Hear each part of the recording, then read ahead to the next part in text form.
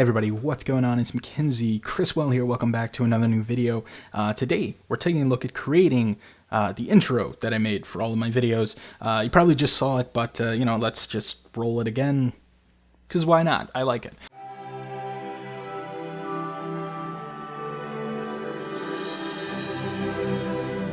Let's just go ahead and get into this one. I'm going to create a new composition. I actually designed mine in 4K so that, I can use it for videos if I'm uploading 4K.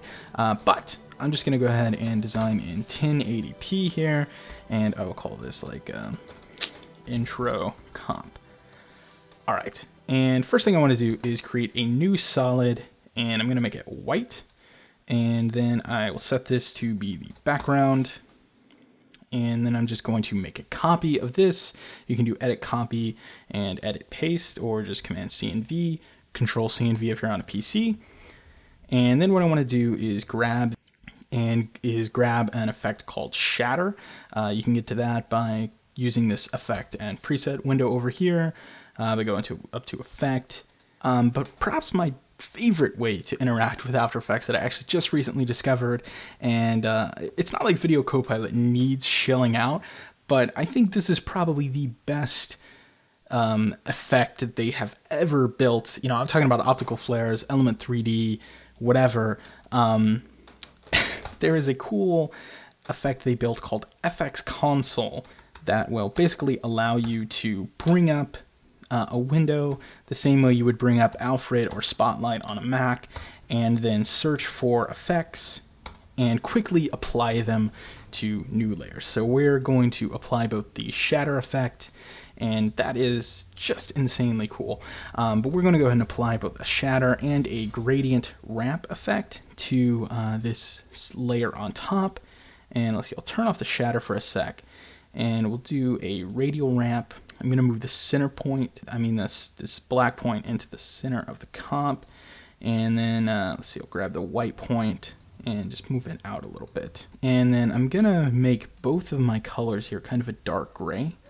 The center point is going to be significantly lighter, though, just so that we get kind of a nice gradient.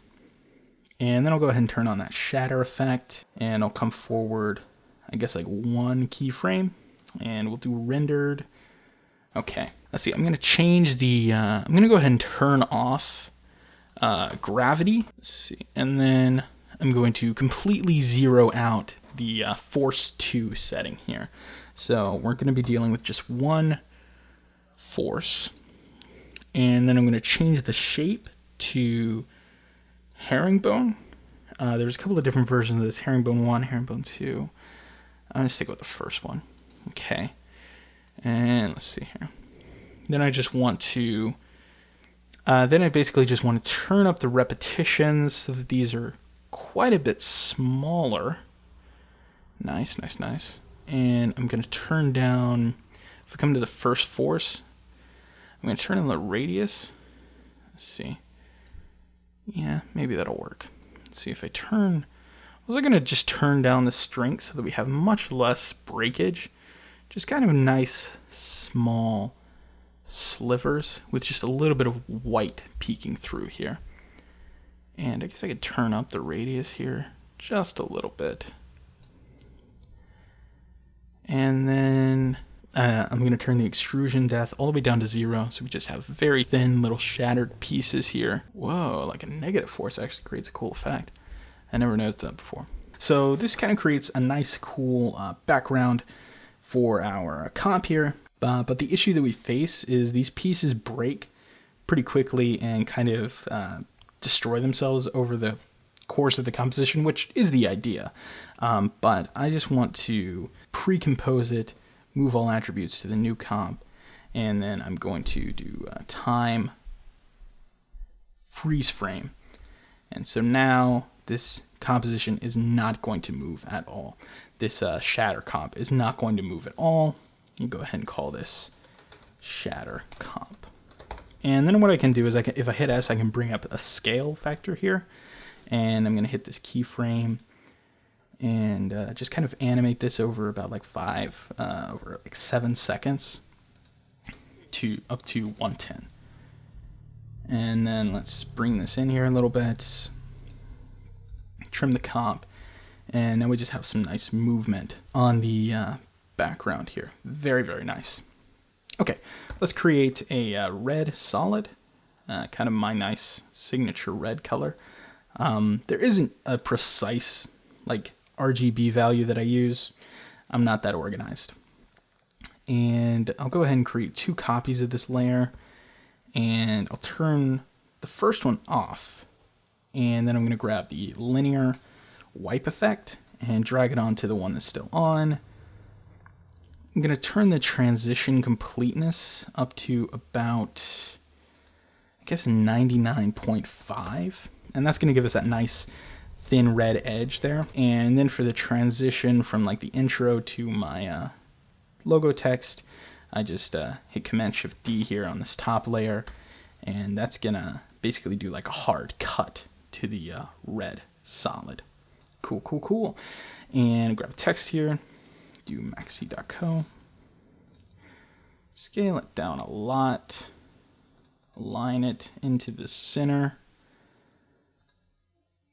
and also have that cut on at the same frame. So one frame we have cool motion graphics design, second frame we have red solid. Awesome.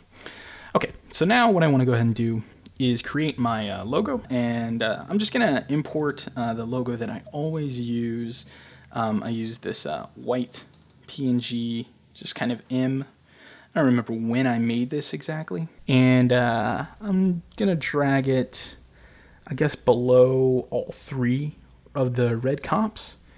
Okay, nice, nice, nice. And what that's going to do is allow me to work with the M and animate it in any way that I want, but when the red comes on, the M disappears as well. And so what we'll do with the M is just make it a 3D layer real quick, bring up the rotation controls as well as the scale controls, and on the Y rotation, we're going to set it to 90 degrees at the very first frame, and then scale that rotation.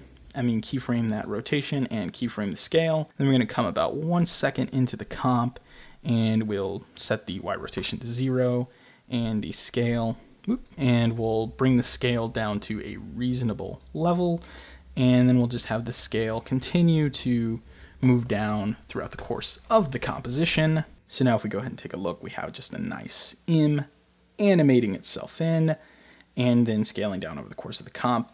One thing I will do is turn on motion blur for both this solid here, and now we have some nice motion blur as the M is animating in. And honestly, that's pretty close to it. This is a super simple design, but one thing I do want to do is create a new solid here. It doesn't matter what color it is. Come up to 100%, and I'm going to make it an adjustment layer. And you'll notice we have kind of a nice, clean, techie design, which is cool, but I prefer something a little bit rougher, and a quick way to do that is just to add some grain to an adjustment layer. I'll set this to final output, set it to Canon 250D. I'm going to set the color to monochromatic and the application to film, and this is going to give our design kind of a nice rough edge. It's also going to significantly bump up the render time, so sorry. But now we have kind of a nice borderline cinematic, borderline techie, modern motion design, and something that I get to throw in front of all of my videos. So super simple. Thanks for watching, everyone. If you liked the video, feel free to like below. If you're looking for other stuff to watch, I have a channel full of content. Some of it's good, some of it's not so much. Anyways, that's about it for this one. Let's roll the fancy new end card.